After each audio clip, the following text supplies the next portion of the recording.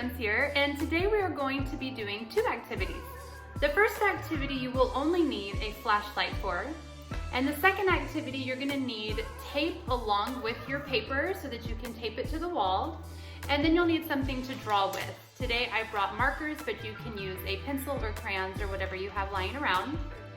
You'll also need to get one of your favorite toys that will stand up on its own and isn't too big. So let's go ahead with our first activity, and we're gonna get our flashlight and we're gonna turn off the light.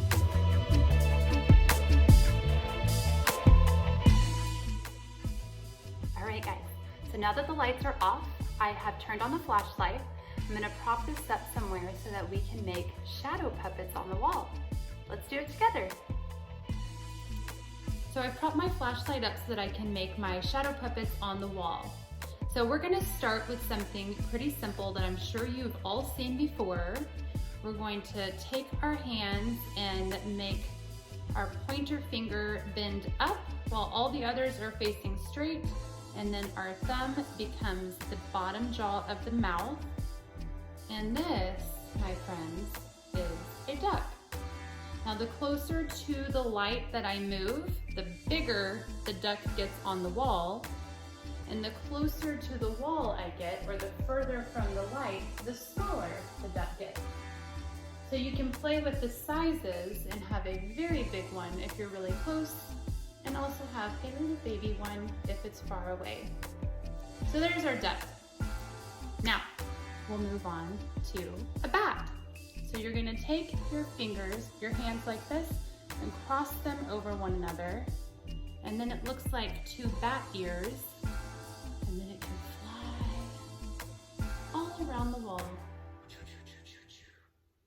And if you take those same hands and separate your fingers, you have a spider.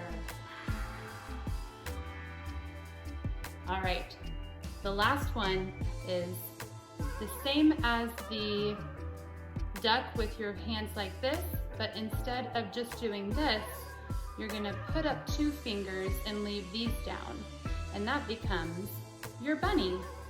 So then you have your bunny, hippity hoppity, all around the wall.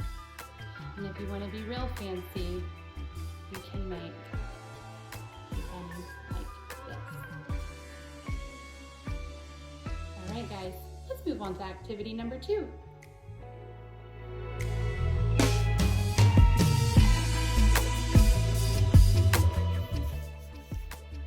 Okay guys, so I've just finished taping up 2 pieces of paper on the wall. One is going to be for something that I'm gonna do with Tucker's, and one is gonna be for something that I'm doing with Zoe's. So I have the light shining on this wall still, and you can see my shadow here on the wall. And I'm gonna place the item that I brought for Zoe, which is a Barbie. And I'm gonna put it in front of this paper so that the shadow is the right size for the paper. So it's filling up the majority of the space. If I pull it too far away, then the head is at the bottom of the paper. And if I push it up too close, then I can't get behind it to trace it.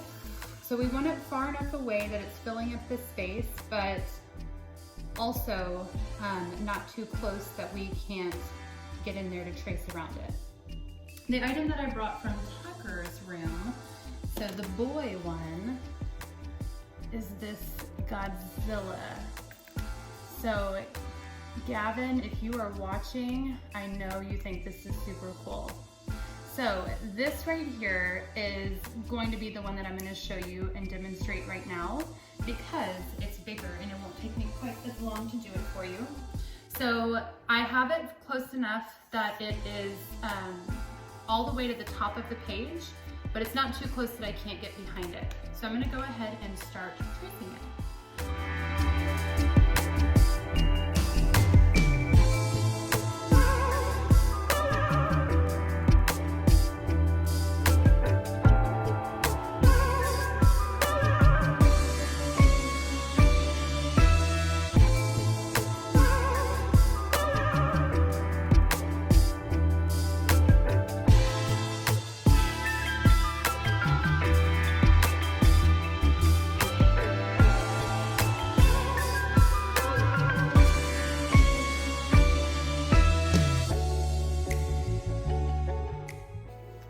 Okay, so now when I move Godzilla out of the way, I am left with just the outline of him.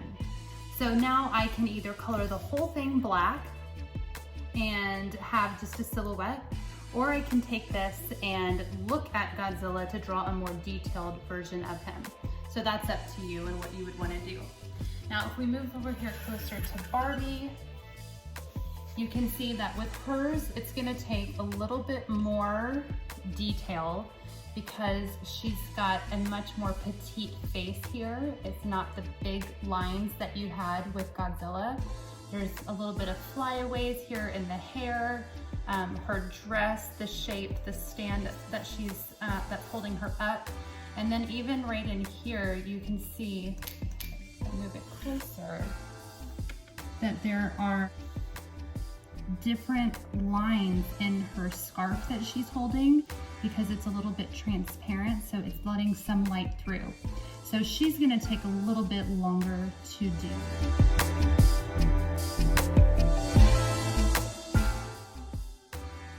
All right guys, so they're not finished, but I did do a little bit more fine tuning on Godzilla and I started working on Barbie. So here is Godzilla with just a little bit more detail. So I still have thousands of scales left to make on him. I may or may not get to that one in the super near future. Maybe that'll be a Tucker project. And then I started on Barbie and I got most of the way finished with her. So she needs another coat or two of black to take some of that stripiness out. And then I also just did gray on her scarf here so that it still looks transparent. So again, she needs another layer or two before she looks solid and complete. But I cannot wait to see what your art looks like. Please make sure that you take pictures and have fun with this. It is going to be a little bit difficult, I'm not going to lie. You're going to have to work with the way that the light is shining on the wall and make sure that you are not getting in the way of the shadow. It's going to take some trial and error, but I know you can do it and I can't wait to see your final product. Make sure you take pictures, post them on my Facebook page, and keep creating. Love you, bye!